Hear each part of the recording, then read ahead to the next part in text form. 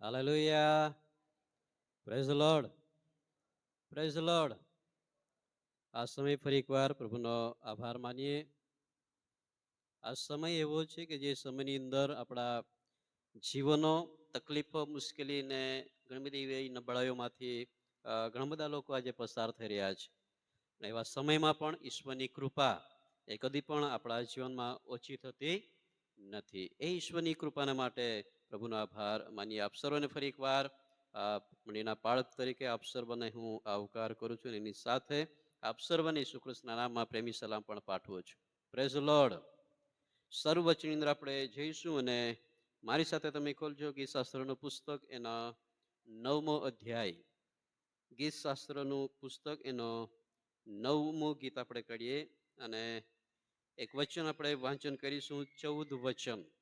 ગીતશાસ્ત્રનું પુસ્તક 9 અધ્યાય અને 14 વચન આપણે વાંચન કરીશું. ત્યાં એ પ્રમાણે લખ્યું છે, સિયોનની દીકરીની ભાગોળમાં હું તારા પૂરેપૂરા વખાણ કરું અને હું તારા તારણમાં હર્ષ પામીશ. પ્રભુ એના વાંચેલા વચનને આશીર્વાદિત કરે. બોલો આમેન. હાલેલુયા. વાલો, આજનો જે વિષય જેના સંબંધી આપણે જોવા માંગીએ છીએ, જીવનની અંદર ઘણી બધી આપણી પાસે ફરજો છે, આપણી પાસે જવાબદારીઓ છે અને એની અંદર સૌથી મહત્વની બાબત છે આપણા જીવનની અંદર જે હેતુ છે અને એને પૂર્ણ કરવા માટે અલગ અલગ બાબતોની અંદર આપણે જોડાયેલા છે. વિશ્વાસુ જીવનની અંદર પણ એવી ઘણી બધી બાબતો છે કે જે લઈને આપણે ચાલીએ છીએ. તમારી મારી પાસે પરમેશ્વરની સેવા છે, તમારી ને મારી પાસે ઈશ્વરની અંદર ચાલવાના માટે ઘણા બધા માધ્યમો છે, પણ સૌથી મહત્વની બાબત કે જે ઈશ્વર કે જે પ્રભુ ઈસુ ખ્રિસ્તના મારફતે તમને મને જે આપ્યું છે, જે ગીતની અંદર આપણે ગાઈ ગયા, ઈસુ ખ્રિસ્ત આના માટે આવ્યા હે પાપીઓને તારવાના માટે. અને ગીતની અંદર આપણે ગયા કે એ ઈસુ ખ્રિસ્ત દ્વારા આપણને શું મળ્યું છે? તારણ મળ્યું છે, ઉદ્ધાર મળ્યો છે. હાલેલુયા. અને અહીં વચનની અંદર છે લખવામાં આવેલું છે, છેલ્લો ભાગ, હું તારા તારણમાં હું પામીશ હે હર્ષ પામીશ. એ તારણ, એ ઉદ્ધાર કે જે હરેક વ્યક્તિના જીવનની અંદર બહુ મહત્વનું છે. વાલાઓ, આપણી જે સેવાઓ છે, આપણા જીવનની અંદર જે મંડળીની અંદર જે સંગતો છે, પ્રાર્થનાઓ છે, દરેક એક ખ્રિસ્તી જીવનનો એક ભાગ છે. પણ તારણ અને એક ઉદ્ધાર જે છે, એ ઉદ્ધાર સૌથી મહત્વની તમારા મારા જીવન માટે વાલાઓ બહુ મહત્વની બાબત છે. અને જ્યાં સુધી ઉદ્ધાર આપણા જીવનની અંદર આપણે અનુભવ નહીં થાય, એ ઉદ્ધાર જ્યાં સુધી આપણા જીવનમાં આપણે નહીં પ્રાપ્ત કરીએ, ત્યાં સુધી સેવા હોય, પ્રાર્થના હોય, કાર્ય હોય, કોઈ પણ બાબત હોય, પણ આપણે એ ઉદ્ધાર જો આપણને નહીં મળ્યું હોય તો આપણું વિશ્વાસુ જીવન વાલા વ્યર્થ છે. એ તારણ, એ ઉદ્ધાર કે જે વ્યક્તિને મળે છે અને એમના જીવનની અંદર જે આનંદ રહે છે, એમના જીવનની અંદર જે હર્ષ રહે છે, એ તો સૌથી અલગ બાબત આપણને દેખાય છે. ઘણી બધી વખત આપણા જીવનની અંદર જે બાબત ખરેખર ઈશ્વર ચાહે છે, એ ઉદ્ધાર, એ તારણ ઘણી બધી વખત આપણે અલગ અલગ રીતે માનીએ છીએ. ઘણા લોકો અલગ અલગ રીતે માનતા હોય. ઘણા લોકો એવું માને છે કે જેમના જીવનની અંદર કંઈક બહુ મોટું બોજ હોય, હેને બહુ મોટું કદાચ દુઃખ હોય, અને જ્યારે એમાંથી એમને છુટકારો મળે ત્યારે આપણે એમ કહીએ છીએ કે એને ઉદ્ધાર એમાંથી મળી ગયો. ઘણા બધા લોકોને મેં એવું સાંભળ્યું છે કે સૌથી કપરી પરિસ્થિતિ, મતલબ કે બહુ ગરીબ વ્યક્તિ, બહુ જ ગરીબ વ્યક્તિ હોય અને એમની મહેનતથી કે પછી કોઈ પણ બાબતને લઈને જ્યારે એમને બહુ સારી નોકરી મળતી હોય અથવા કોઈક સારી બાબત એમને પ્રાપ્ત થયેલી હોય, તો આપણે પછી એમને એમ કહીએ છીએ કે ખરેખર ઈશ્વર એમનો આમાંથી ઉદ્ધાર આપ્યો છે. ઉદ્ધાર બે પ્રકારે આપણે જોઈ શકીએ છીએ. એક પૃથ્વી પરના જીવન, જે મેં તમને વાત કહી તે પ્રમાણે, પણ બાઇબલ જે સંબંધી કહે છે ઉદ્ધાર, એ ઉદ્ધાર તો કહે છે કે ઈસુ ખ્રિસ્તના દ્વારા માણસના જીવન અંદર રહેલા પાપમાંથી છુટકારો, માણસના જીવન અંદર રહેલા એ બંધનો છે, એ અંધકાર છે, એમાંથી ઈશ્વર એમને અલગ કરેલા છે, એ ઉદ્ધાર છે. એ વ્યક્તિને એ પાપના બંધનમાંથી પ્રભુ ઈસુ ખ્રિસ્તના જીવન દ્વારા, એમની કૃપા દ્વારા અને એમ ના કહે છે કે બલિદાન દ્વારા એ ઉદ્ધારનો માર્ગ તમારા અને મારા માટે, જગતના માટે એમણે ખોલી આપ્યો, અને એ ઉદ્ધાર તમને અને મને આજે મળેલું છે. હાલેલુયા. પણ શું ખરેખર આપણે એ ઉદ્ધાર સમજીએ છીએ કે નહીં? એ ઉદ્ધાર સંબંધી આપણે કેટલા લોકો ગંભીર રહીએ છીએ? જન્મથી આપણે એક ખ્રિસ્તી પરિવારની અંદર આવ્યા છીએ, અને ઘણા બધા લોકો એવા છે જે લોકોનો જન્મ ખ્રિસ્તી પરિવારની અંદર થયો છે. શું તમે કદી એ ઉદ્ધારનો અનુભવ કર્યો છે, તારણનો અનુભવ કદી કર્યો છે ખરો? એ ઉદ્ધાર કે જે આપણા જીવનની અંદર બહુ મોટો એક પ્રશ્ન પણ છે. પાછલા દિવસની અંદર કોઈક જગ્યાએ અમે જતા હતા, કોઈક સેવકની સાથે અમે વાત કરતા હતા, લગભગ મને યાદ નથી, પણ એક મંડળીની અંદર એક આગેવાનને પાછલા ઘણા સમય પહેલા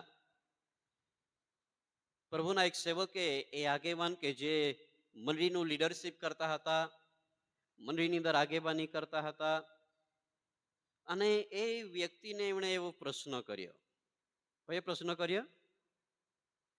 શું તમે તારણ પામ્યા છો? હું અહીંયા કોઈક આગેવાન અને કોઈક સેવકને એમ પ્રશ્ન પૂછું કે શું તમે તારણ પામ્યા છો, તો એમને એવો પ્રશ્ન સામેથી થાય કે આ કંઈ જોઈને પ્રશ્ન કરે છે કે એમ જ એને, કેમ?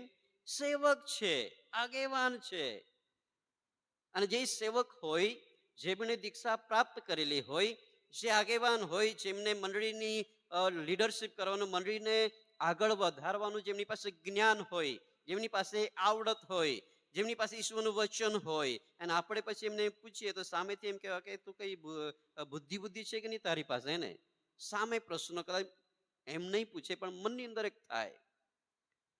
તમને ખબર છે એ વ્યક્તિએ કયો જવાબ આપ્યો હશે? એ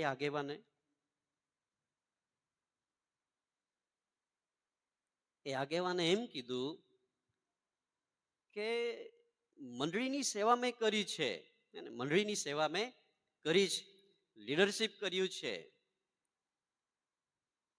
અને પ્રભુ પર હું વિશ્વાસ કરું છું. પણ પેલા સાહેબનો જે પ્રશ્ન હતો, એમણે કીધું કે નહીં, હું એ સાંભળવા નથી માંગતો કે તે સેવા કરી છે કે નથી કરી. હું એ સાંભળવા માંગુ છું કે શું તમે તારણ પામ્યા છો? શું તમને એ તારણનો અનુભવ થયો છે ખરો? તો આગેવાને એમ કીધું કે એવી તો બાબત કશી મારામાં જોવા મળી નથી. હવે તમે શું માનો? આપણે શું માનીએ કે જે વ્યક્તિ આગેવાની કરતું હોય, જે વ્યક્તિ મંડળીને આગળ લઈ જવા માટે પ્રયત્ન કરતા હોય, જે પ્રાર્થના કરતું હોય, સંગતમાં બેસતું હોય, અને એ વ્યક્તિ એમ કહે કે તારણનો અનુભવ તો મને કદી થયો જ નથી, તો આપણે શું કહીએ? સ્વર્ગમાં જશે કે નહીં જાય? હલો, હે? એનો મતલબ એ થયો કે તારણ અથવા જે ઉદ્ધાર છે એનો ખરો અર્થ શું છે, કદાચ એમ માની શકીએ એમને ખબર નથી. અને જે ખબર હોય તો આપણે એમ માની શકીએ છીએ કે એમણે એ ઉદ્ધાર પોતાના જીવનમાં પ્રાપ્ત કર્યો નથી. અને આજનો મારો જે વિષય છે કે ઉદ્ધારનો જે આનંદ છે, તારણનો જે હર્ષ છે, એ તમારા અને મારા જીવનની અંદર વાલવ હોવો જોઈએ.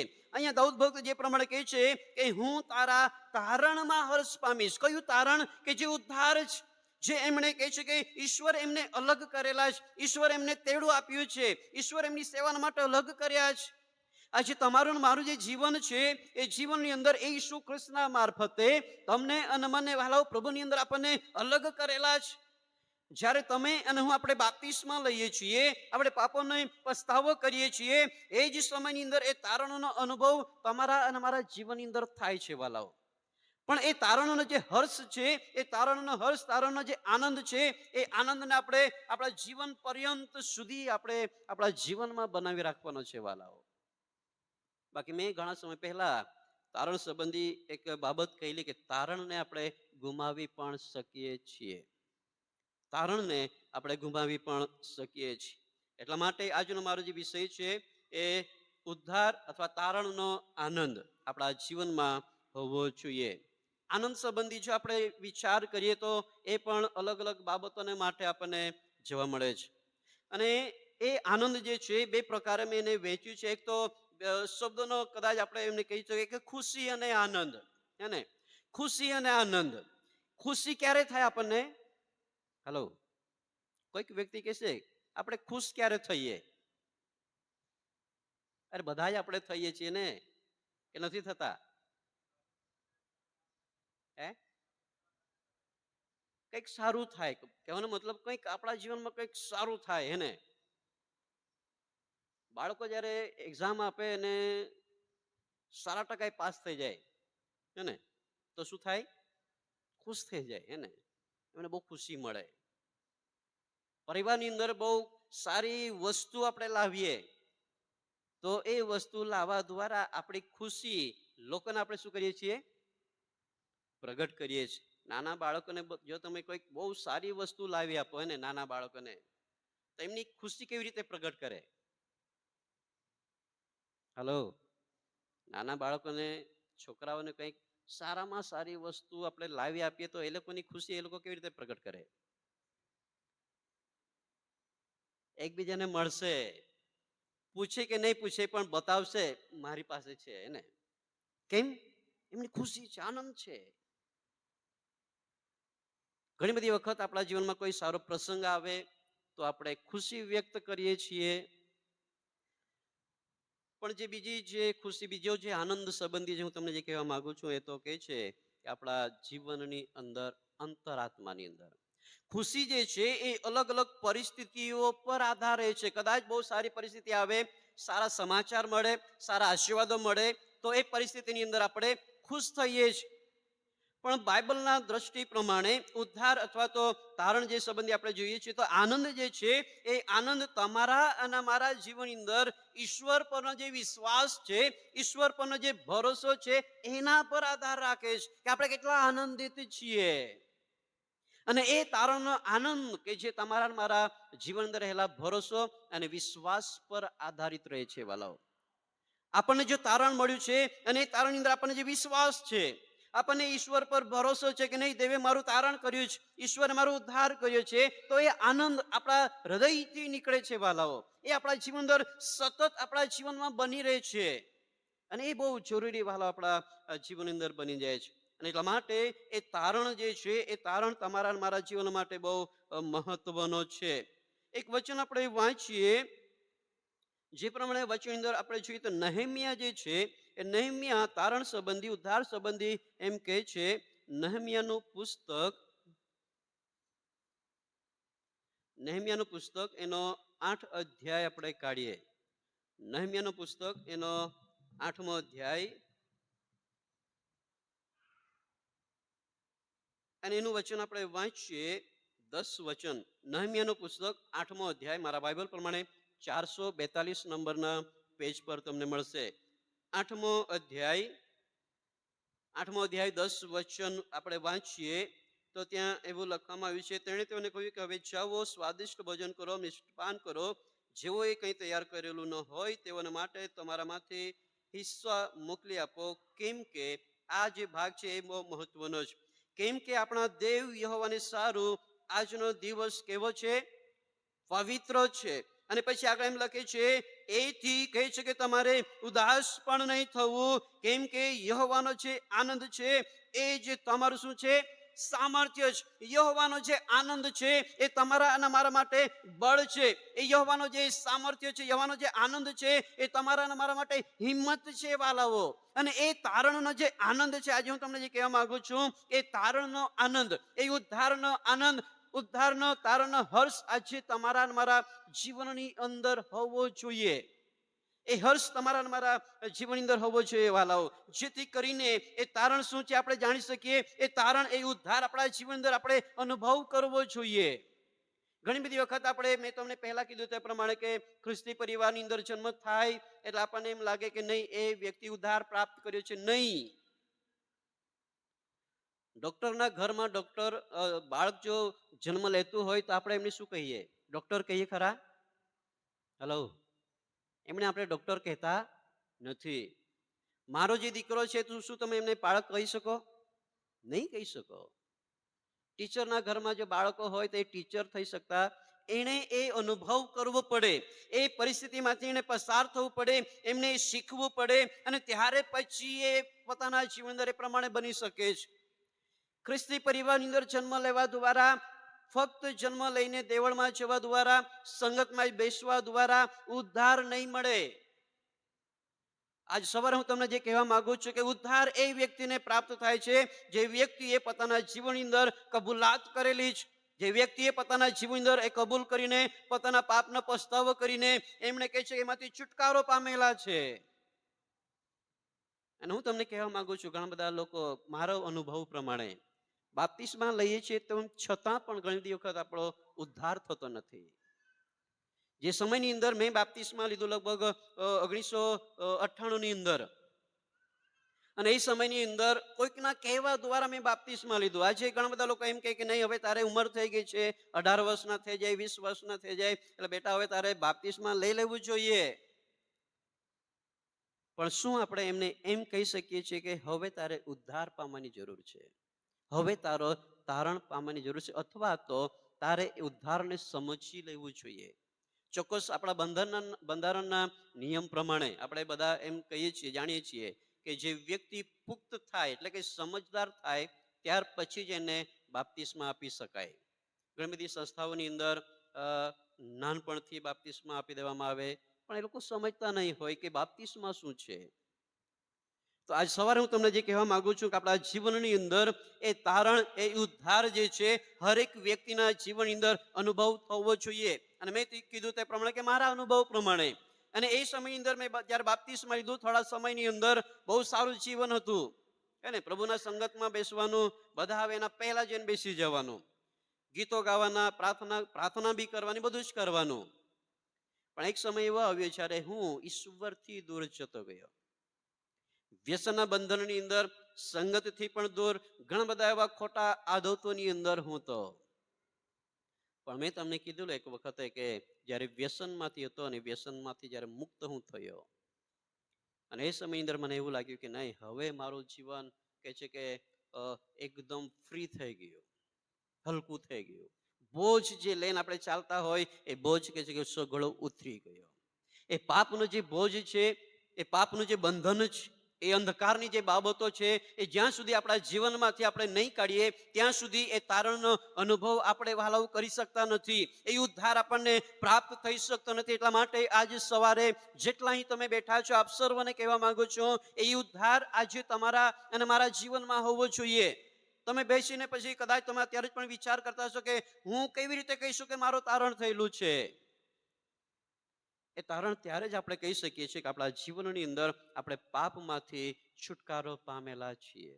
ઉદ્ધારનો મતલબ જ એ થાય છે, એ બોજમાંથી, એ પાપના બંધનમાંથી પ્રભુ ઈસુ ખ્રિસ્તના દ્વારા, એમની કૃપા દ્વારા તમને અને મને એ ઉદ્ધાર પ્રાપ્ત થયેલો છે. અને જે ઉદ્ધાર પ્રાપ્ત થયેલો છે તો એ ઉદ્ધારનો આનંદ આજે તમારી મારી પાસે હોવો જોઈએ. જે પ્રમાણે સંસારના કાર્યની અંદર, સંસારની ફરજની અંદર, સંસારના આશીર્વાદોને લઈને જે પ્રમાણે આપણે ખુશ થઈએ છીએ, એના કરતા વિશેષ જે આનંદ કે જે આપણા હૃદયની અંદર જે ઉદ્ધારનો જે આનંદ છે, એ આનંદ ભાલાવ તમારા મારા જીવનની અંદર હોવો જોઈએ. અહીં જે પ્રમાણે નહમ્યા એમ કહે છે કે જ્યારે આપણે બધા શરૂઆતના વચનથી જ આપણે જ્યારે જોઈએ છીએ એ યરૂશલેમની પરિસ્થિતિ એ જોઈએ છે, એ સાંભળે છે, અને એટલા માટે એ દુઃખી થાય છે, ઈશ્વરની વિનંતી કરે છે, અને એ સુધારવાના માટે પ્રયત્ન કરે છે, એ કામ એ લોકોને એ પ્રમાણે સમજાવે છે.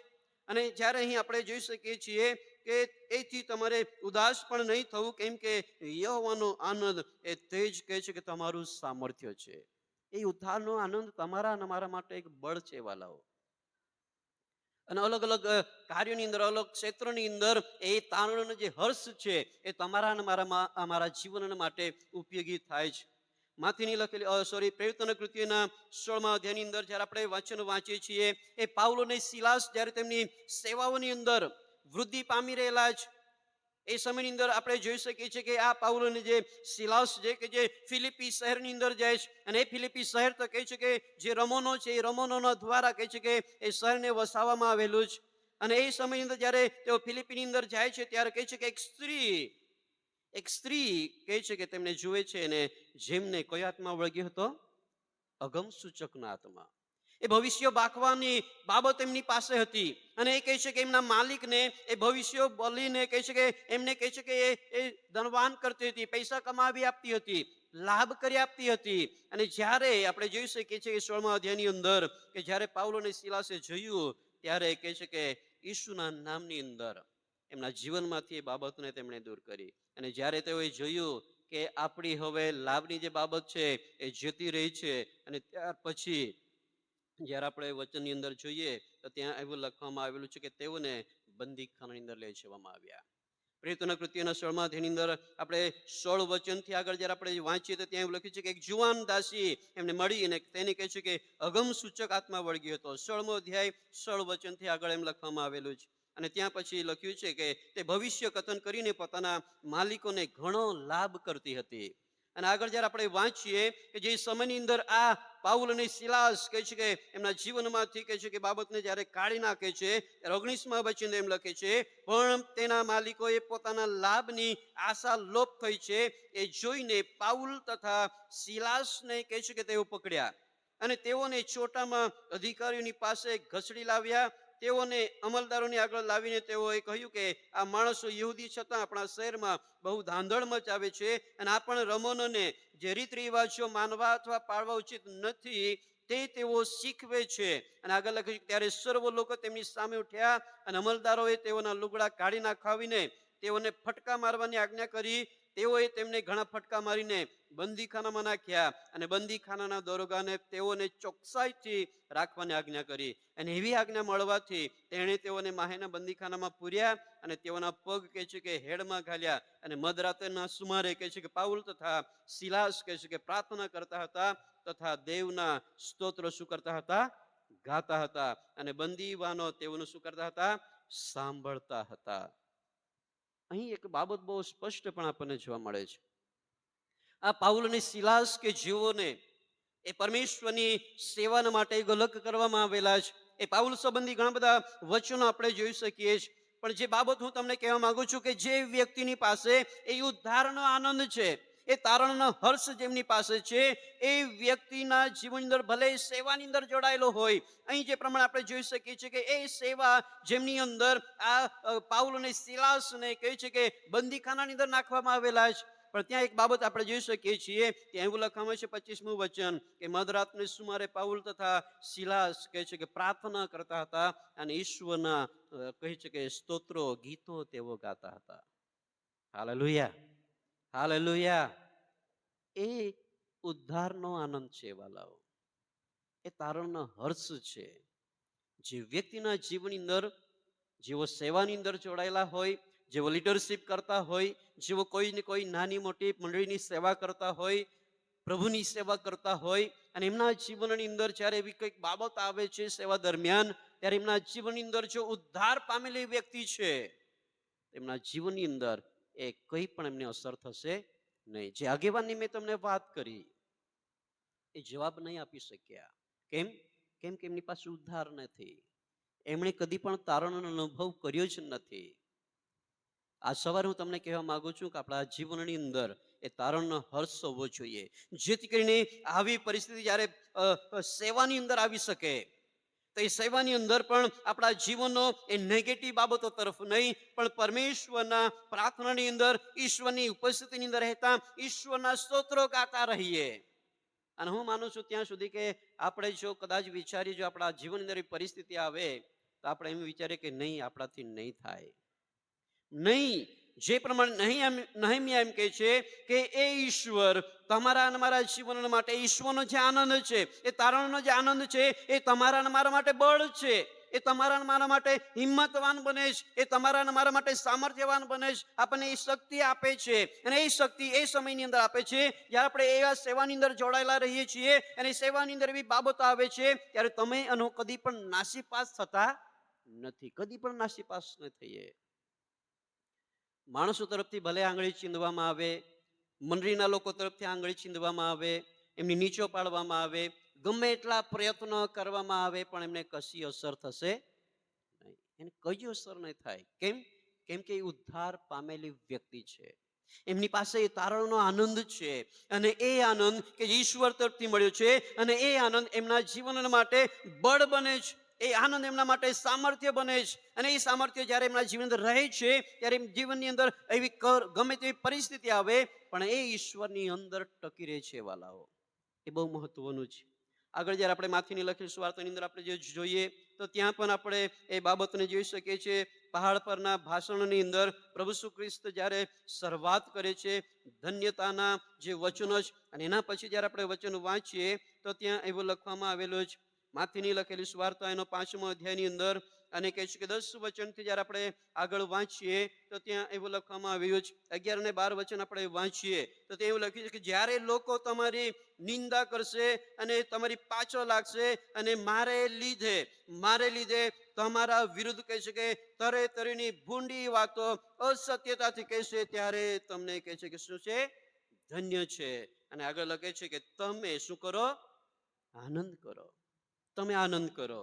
અને લખે છે કે તમે ઘણા હરખાઓ, કેમ કે આકાશમાં તમારો બદલો મોટો છે. વાલાઓ, એ તારણનો આનંદ છે. વાલાઓ, જે સમયની અંદર લોકો તમારા પાછળ પડેલા હોય, જે સેવાઓ આપણે કરતા હોય, અથવા તો જે પ્રમાણે લખવામાં આવ્યું છે કે આપણા જીવનની અંદર કઈક એવી સતાવણીનો આપણે સામનો કરતા હોય, જ્યારે સેવાની અંદર જોડાયેલા હોય, પ્રભુની અંદર જ્યારે વૃદ્ધિ પામતા હોય, લોકો તરફથી આપણા વિશે ખોટી ખોટી બાબતો લોકોની આગળ કહેવામાં આવતી હોય, તમારા મારા જીવનની અંદર લખવામાં આવ્યું છે તે પ્રમાણે કે મારા લીધે, દેવના લીધે, ઈશ્વરના લીધે, ઈસુ ખ્રિસ્તના લીધે તમારા મારા જીવન માટે ઘણી બધી અસત્યતાથી, જે વાત સત્ય નથી એવી બાબતો લોકોની આગળ જાહેર કરવામાં આવશે, આપણને નીચા પાડવામાં આવશે, આપણને કદાચ બની શકે કે આપણને ખોટા ઠરાવવામાં આવશે.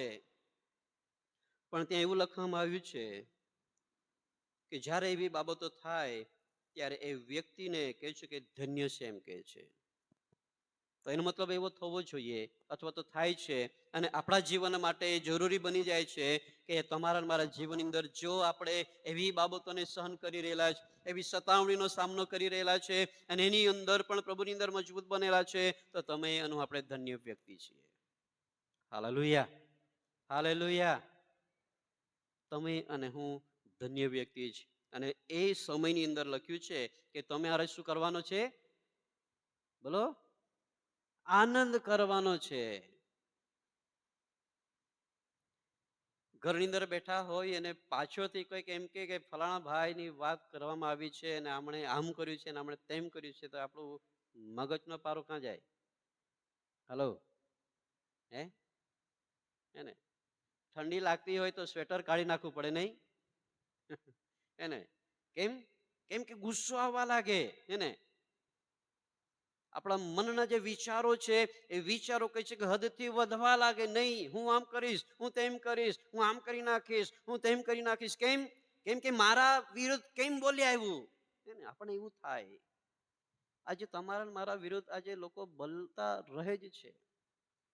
તમે પોતે અનુભવ કર્યો હશે, તમે જે સારું કર્યું હોય પણ લોકોને જે ગમતું ના હોય, તો તમારા વિરુદ્ધ અસત્ય વાત, મતલબ કે જે સારું કર્યું છે એ નહીં કે, પણ એની સાથે બીજું અસત્યને મિક્સ કરીને બીજાઓને એમ કરશે કે એમણે એમ કર્યું.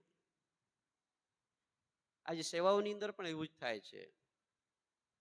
આગેવાનની વાત નહીં કરતો, પણ બાળકની વાત કરું. આજે બાળકોમાં બી એવું થતું હોય. બહુ સારું સેવા કરતો હોય પણ ઘણાઓને નહીં ગમતું હોય, એટલે એમ કહે કે નહીં, બાળક સાહેબે આ થોડું ખોટું કરી નાખ્યું. અને એવું બી નથી કે કદાચ નહીં થાય, કદાચ થઈ જતું હોય.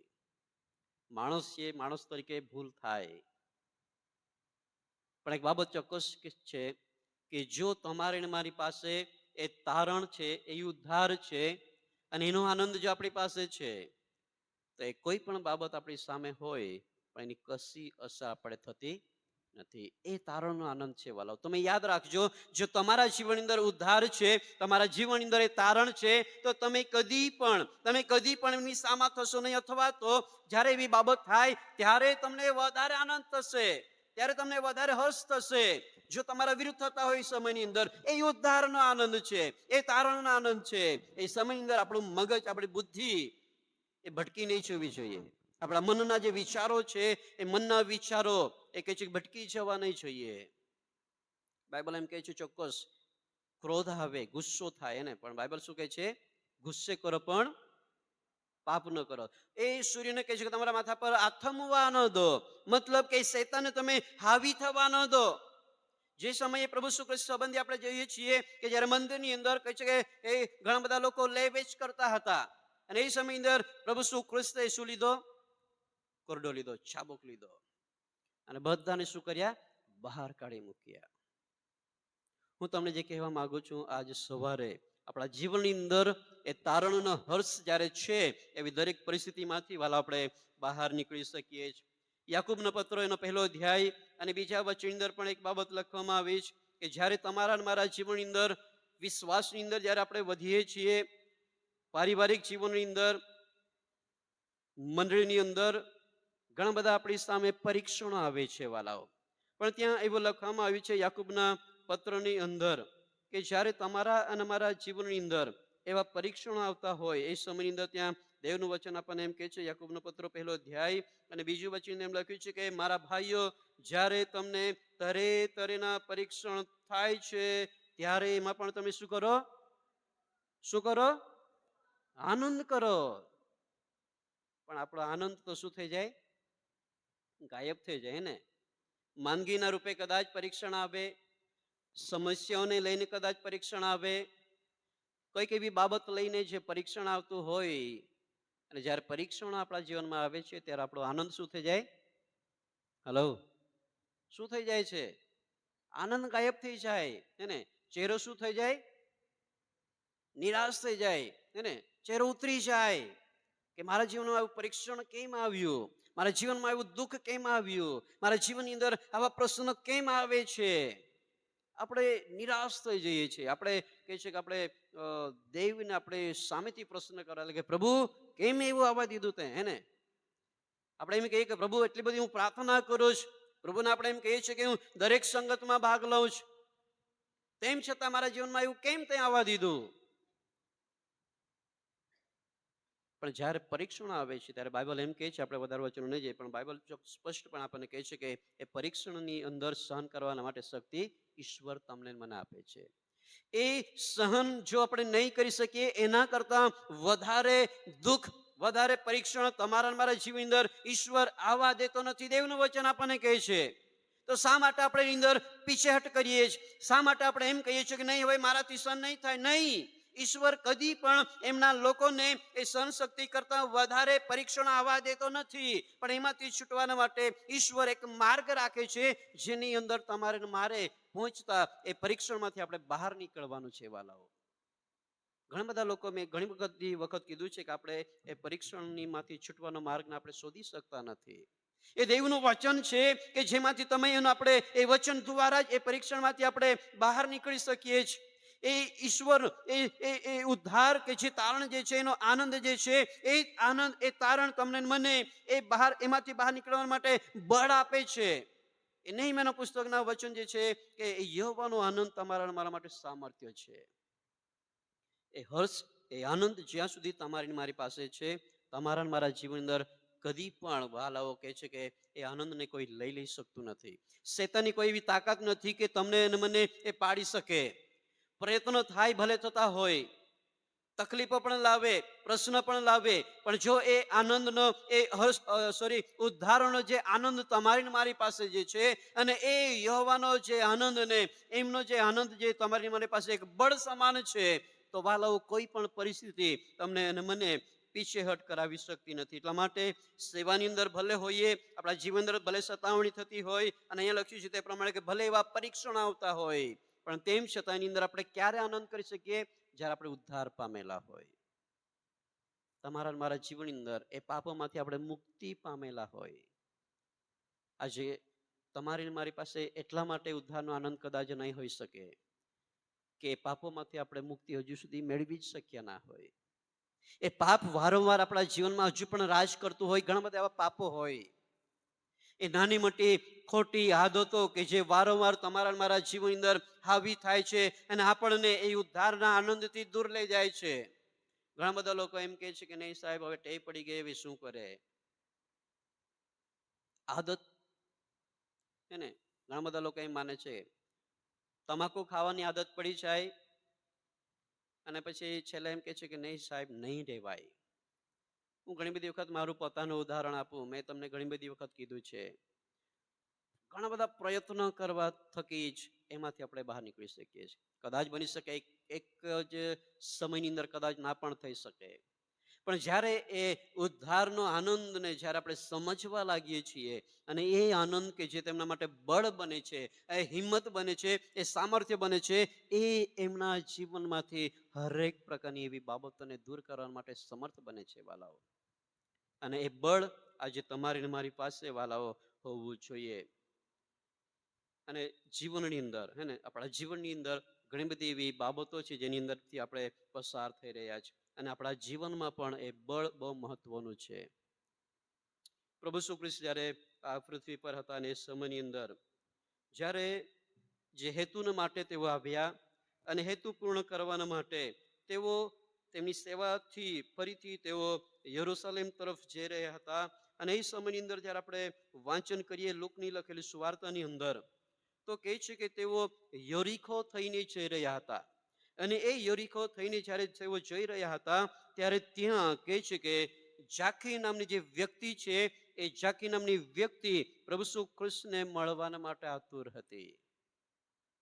લુકની લખેલી સુવાર્તા એના 19મા અધ્યાયની અંદર જ્યારે આપણે વાંચીએ તો એ બાબતને ત્યાં આપણે જોઈ શકીએ છીએ.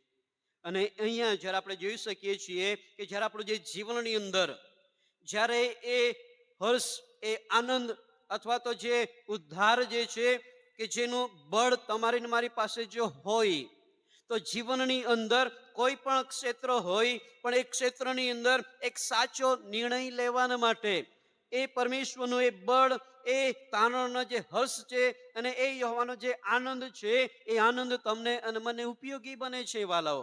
અહીંયા જ્યારે આપણે જોઈ શકીએ છીએ કે આ જાકી નામની જે વ્યક્તિ કે જે પ્રભુ ઈસુ ખ્રિસ્તને જવાના માટે આતુર હતી અને ટીંગણો હોવાને લીધે તે જઈ શકતો નહીં, તો પણ ત્યારે તે ગુલરના ઝાડ પરથી કહે છે કે ચડીને જોઈ છે અને ઈસુ ખ્રિસ્ત એમને કહે છે કે આજે મારે તારે ઘરે આવવું છે.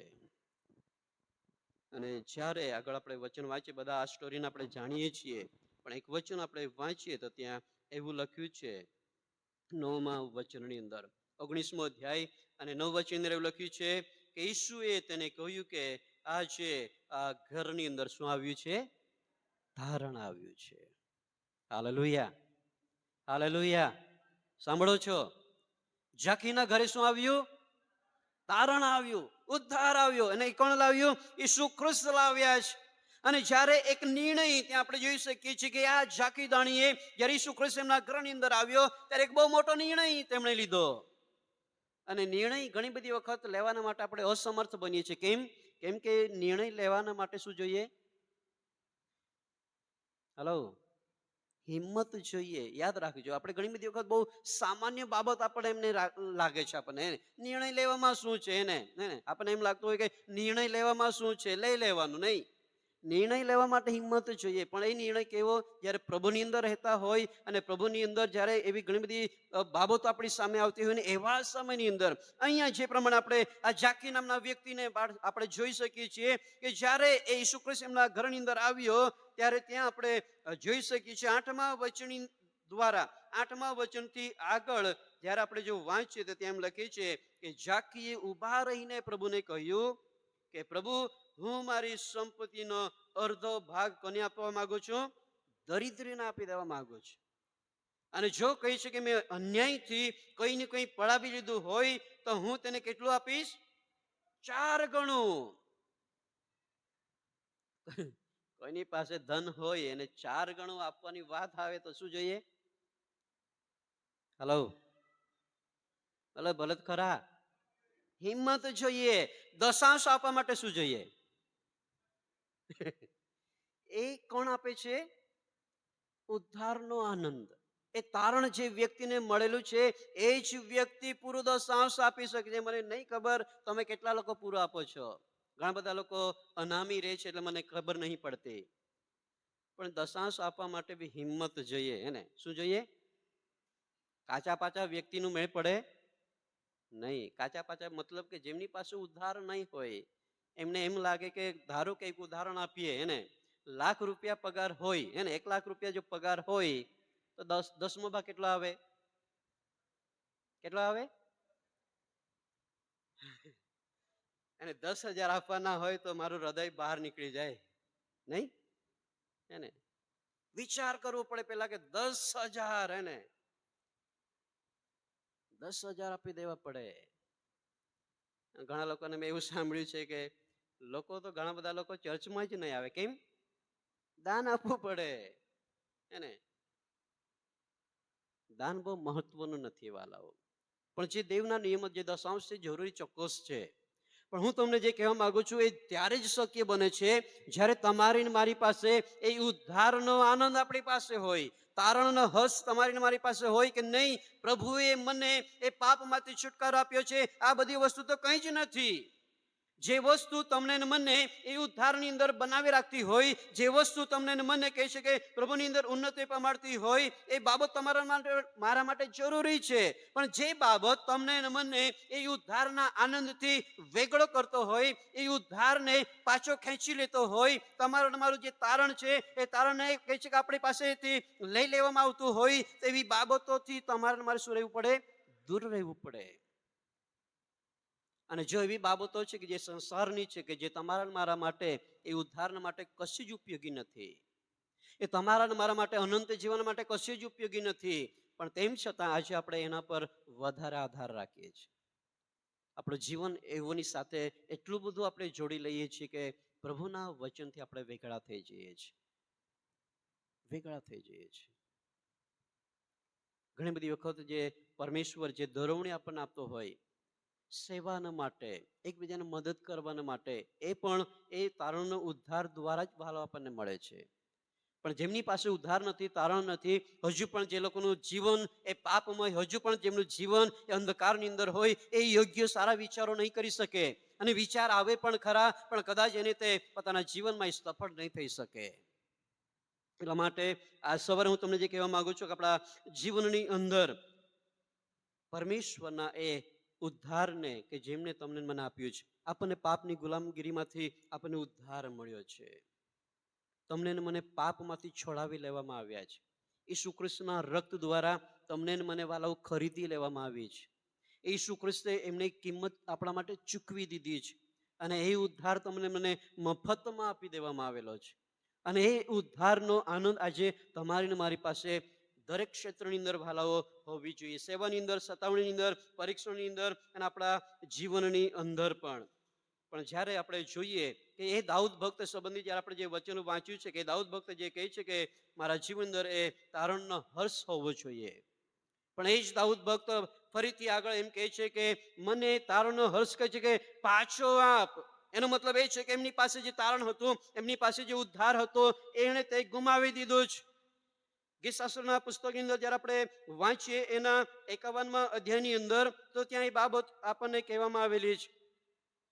ગીતશાસ્ત્રના પુસ્તક એના 51મા અધ્યાયની અંદર જ્યારે આપણે વાંચીએ તો ત્યાં એવું લખવામાં આવ્યું છે, દાઉદ ભક્ત એમ કહે છે 51મો અધ્યાય અને 12 વચનની અંદર, ગીતશાસ્ત્ર 51 અને 12 વચનની અંદર જ્યારે આપણે વાંચીએ તો ત્યાં એમ લખ્યું છે કે તારા તારણનો હર્ષ મને શું આપ? પાછો આપ. એનો મતલબ છે કે આ દાઉદે તારણનો જે હર્ષ કે જે આપણે 9મા અધ્યાયની અંદર વાંચન કર્યું છે, એ તારણનો હર્ષ તેમણે ગુમાવી દીધો છે વાલાઓ. આજે ઘણા બધા લોકોની એ પરિસ્થિતિ છે, એ તારણનો હર્ષ લોકોએ ગુમાવી દીધા છે. આજે તારણનો હર્ષ લોકોની પાસે જોવા મળતો નથી.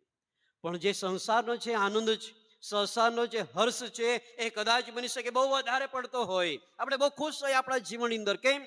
કેમ કે આપણી પાસે ગાડી છે, બંગલો છે, ગાડી, બધા આશીર્વાદો છે, બહુ ખુશ આપણે છીએ. પણ બની શકે છે કે એની પાસે આ તારણ એ ઉદ્ધાર ના પણ હોઈ શકે, એનો આનંદ એમની પાસે ના પણ હોઈ શકે. પણ આ સવારે હું બધાને જ કહેવા માંગુ છું કે દરેકની પાસે ધન હોવું ખોટું નથી, હું વારંવાર કહું છું. મહેનત કરવી ખોટું નથી, પણ એ તારણનો એક વિશ્વાસુ તરીકે એક તારણનો એ ઉદ્ધારનો આનંદ તમારી મારી પાસે હોવો જોઈએ, જે દરેક ક્ષેત્રની અંદર તમારા અને મારા માટે બળ બને છે, એ હિંમત આપણને આપે છે દરેક ક્ષેત્રની અંદર. અને અહીંયા પણ જ્યારે આપણે જોઈએ કે આ દાઉદ ભક્ત એ પ્રમાણે કહે છે કે તારા તારણનો હર્ષ કહે છે કે મને પાછો આપ. સમયના પુસ્તકની અંદર જ્યારે આપણે વાંચીએ તો કેવી રીતે એમણે ગુમાવી દીધો એ બાબતને આપણે જોઈ શકીએ. બીજો સમુએલના પુસ્તકની અંદર જ્યારે આપણે વાંચીએ તો ત્યાં એના સંબંધી આપણને જોવા મળે છે. જ્યારે કહે છે કે એ દાઉદ ભક્ત જે સમય અંદર આચા હતો અને પોતાના મહેલ ઉપર જ્યારે ફરતો હતો, એ સમય અંદર ઉરિયાહીની પત્ની કહે છે કે સ્નાન કરી રહી હતી, અને એમણે કહે છે કે એમને જોઈ અને એમને કુદૃષ્ટિ કરી. અને એ દાઉદે એમના માણસોને મોકલાવ્યા અને એમને તેડી મંગાવી, એમને એમની સાથે તેમણે વ્યભિચાર કર્યો. એમની સાથે તેમણે વ્યભિચાર કર્યો.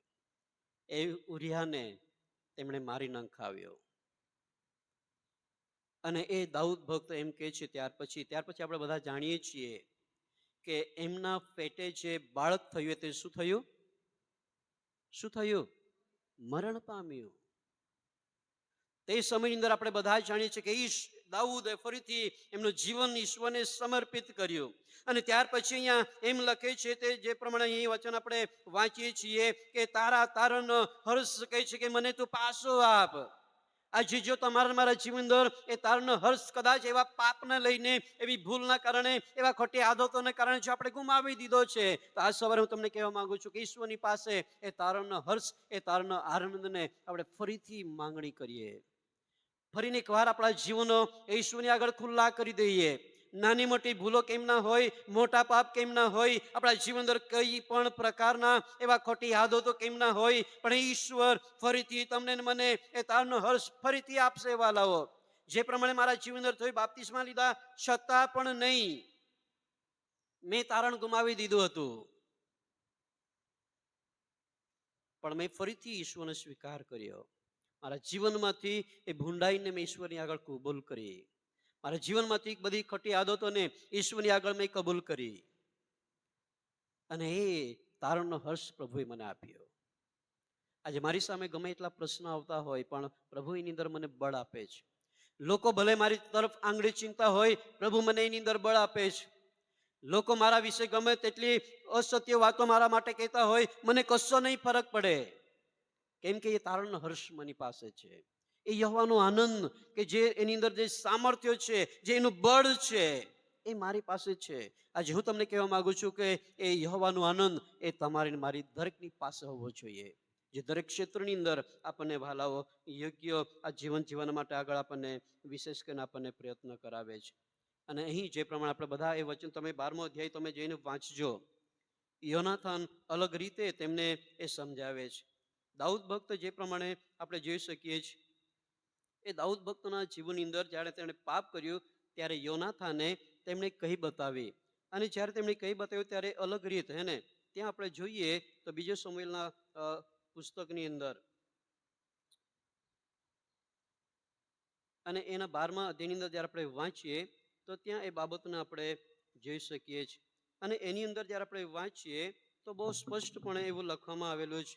જો આપણે એને વચન વાંચીએ તો 12મા અધ્યાયના શરૂઆતથી એક ધનવાન વ્યક્તિ અને એક ગરીબ વ્યક્તિ સંબંધીને યોનાથાન દાઉદને કહી બતાવે છે. બીજો સમુએલ 12મા અધ્યાયની અંદર એ બાબત આપણે જોઈ શકીએ છીએ. અને ત્યારે ત્યાં એવો લખવામાં આવ્યું છે કે શ્રીમંત માણસની પાસે કહે છે કે ઘણી બધી ઢોરઢાક હતા, પણ જે દરિદ્રી છે, ગરીબ છે, એની પાસે ફક્ત એક ઘેટી હતી. એ ઉરિયાહીની પત્નીને દર્શાવે છે ત્યાં. અને એમ કહેવા માંગે છે કે એમની એક ગરીબ હતો અને એમની એક સ્ત્રી હતી.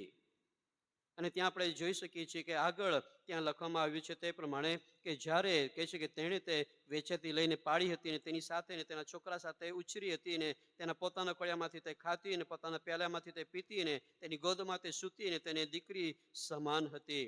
પણ શ્રીમંત વ્યક્તિ વિશે લખવામાં આવ્યું છે કે જ્યારે તે વટે માર્ગો આવ્યો, ત્યાં આવેલા એ મોટું માર્ગને એ દાઉદને દર્શાવે છે. અને તે કહે છે કે પોતાના ઢોરોમાંથી નહીં, પોતાના ઘેટા બકરામાંથી નહીં, પણ જેની પાસે એક જ હતી એ લઈને તેણે કાપી. અને જ્યારે દાઉદે સમજ્યો કે નહીં, એ તો હું છું, યોનાથાન એમને કહે છે કે એ વ્યક્તિની શિક્ષા થવી જોઈએ, ત્યારે યોનાથાન એમને કહે છે કે એ તો તું પોતે છે. આજ સવારે હું તમને એટલું જ કહેવા માંગુ છું, એ તારણનો હર્ષ, એ ઉદ્ધારનો હર્ષ આજે તમારા અને મારા જીવનની અંદર હોવો જોઈએ. અને જે પ્રમાણે મેં તમને કીધું તે પ્રમાણે કે એ તમારા અને અમારા પ્રભુ પરના વિશ્વાસ પર, એના પર ભરોસા પર આધાર રાખે છે કે આપણે કેટલો પ્રભુ પર વિશ્વાસ કરીએ છીએ. પણ દુનિયાનો જે ખુશી છે એ તો આપણી પરિસ્થિતિઓ પર આધારે છે. સારું મળ્યું એટલે ખુશ થઈ જઈએ, ન ઠરાવ્યું તો દુઃખી થઈ જઈએ. સારા પ્રસંગ આવે એટલે ખુશ થઈએ, નઠારા પ્રસંગ આવે એટલે દુઃખી થઈ જઈએ. પણ આ તારણ જે આનંદ છે એ સતત તમારા મારા જીવનમાં વાલાઓ બની રહે છે. એ સતત આપણા જીવનમાં વાલાઓ વિશેષ કરીને આપણા જીવનમાં ટકી રહે છે. એક વચન વાંચી પછી હું બંધ કરી દઈશ. એ જ શાસ્ત્રની અંદર 16મા વચનની અંદર 16મા અધ્યાયની અંદર એવું લખવામાં આવ્યું છે 11મા વચનની અંદર. ગીતશાસ્ત્રો 16 અધ્યાય ને 11મું વચન એમ લખે છે કે તું મને જીવનનો માર્ગ જણાવશે ને તારી સમ્મુખ કે છે કે સંપૂર્ણ આનંદ છે. તારી સમ્મુખ સંપૂર્ણ આનંદ છે અને તારા જમણા હાથમાં અનંતકાળ ટકનારા સુખદાયક વાના છે. એ ઈશ્વર છે વાલાઓ, જેની પાસે એ આનંદ છે. દુનિયા જે આનંદ આપે છે એ આનંદ દુનિયામાં જ રહેવાનો છે વાલાઓ. દુનિયાનો જે આનંદ છે, સંસારનો જે આનંદ છે, એ આનંદ તમને મને સ્વર્ગમાં લઈ જઈ શકતો નથી. દુનિયાના આનંદો વાલાઓ તમને મને એ ઈશ્વરની અંદર વૃદ્ધિ પામાડી શકતા નથી. પણ એ આનંદ કે જે ઉદ્ધાર કે જે પાપોની માફી દ્વારા આપણને મળે છે, એ જ આનંદ તમને મને અંત સુધી વાલો આપણા જીવનમાં આગળ વધવા માટે બળ આપે છે, આપણને હિંમત આપે છે.